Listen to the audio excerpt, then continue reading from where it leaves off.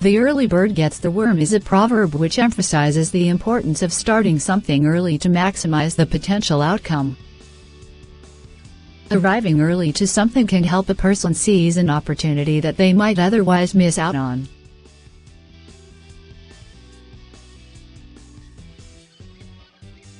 Some related phrases. Early bird. First come first serve. You snooze you lose.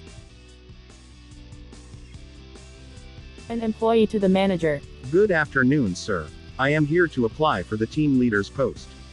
I had told you that only the early bird catches the worm in this company.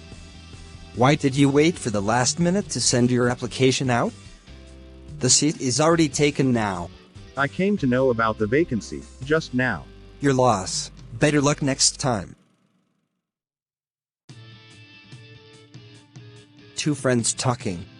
I am planning to put my son in St. Joseph's School. I have to go there to get an admission form. The admissions in that school get filled in very early. If you really want to enroll your son there, then you should remember that the early bird catches the worm.